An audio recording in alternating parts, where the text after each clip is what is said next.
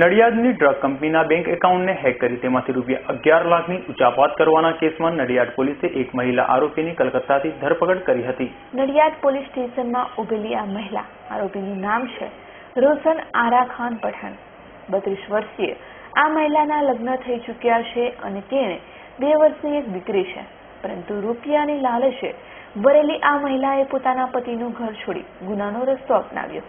Mobile banking દ્વારા નડિયાદની એક drug કંપનીનું બેંક એકાઉન્ટ હેક કરી તેના ઇન્ડિયન બેંકના ખાતામાંથી રૂપિયા 11 લાખનું ચીટિંગ કરવાના ગુનામાં પોલીસને મહત્વની કડીરૂપ આ મહિલા આરોપી હાથ લાગી છે।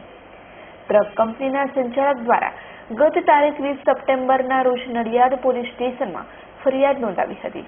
તે બાદ બેંક અને પોલીસ દ્વારા થઈ ચૂકેલી તપાસમાં પોલીસે જાણવા મળ્યું હતું કે કલકત્તાની બગોતી પોલીસે આવા જ એક ગુનામાં એક મહિલાને ઝડપી પાડી હતી અને તેની તપાસ કરતા નડિયાદના ડ્રગ કંપનીના સંચાલકના એકાઉન્ટમાંથી હેકિંગ દ્વારા રૂપિયા તેના એકાઉન્ટમાં જમા થયા હોવાનું જાણવા મળ્યું હતું।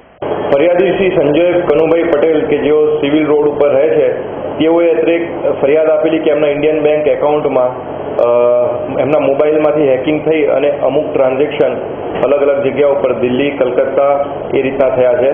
જે બાબતની તપાસ કરતા આ કામના જે આરોપી બેન છે રોશનબેન આરા ખાન પઠાણ, તેઓ કલકત્તામાં એમના આ 4.5 લાખ રૂપિયા જે ફરિયાદીના ટ્રાન્સફર થયેલા તે બેંક ઓફ બરોડામાંથી ઉપાડવા જતા તેઓને બગોતી પોલીસ સ્ટેશન વેસ્ટ બેંગાલનાઓએ ત્યાંથી ધરપકડ કરેલ છે। આ જ પ્રકારનો ગુનો સાંગલી જિલ્લાના વિશ્વાસનગર પોલીસ સ્ટેશનમાં દાખલ થયેલ છે। તેઓએ અગાઉથી આ બાબતની જાણ વેસ્ટ બેંગાલ પોલીસને કરેલ હોવાથી તેઓએ તેને ડિટેન કરી અને કોર્ટમાં રજૂ કરેલ। હાલ તો પોલીસે આરા ખાન પઠાણ નામની આ મહિલા આરોપીને ઝડપી લીધી છે, પરંતુ તેની સાથે અન્ય બીજા કેટલા આરોપીઓ સંડોવાયેલા છે તેના વિશે પોલીસે તપાસ ચલાવી રહી છે। પોલીસે તપાસ દરમિયાન દિલ્હીના એક શખ્સનું નામ પણ મળ્યું છે, જેના એકાઉન્ટમાં નડિયાદથી રૂપિયા ટ્રાન્સફર થયા છે, જે બાદ હવે પોલીસે તેની ધરપકડ કરતા ચક્રો ગતિમાન કર્યો છે। બિલકુલ આ એક આખું રેકેટ છે કે જેમાં બધા સાથે મળીને આ પ્રકારનો ગુનો આચરે છે।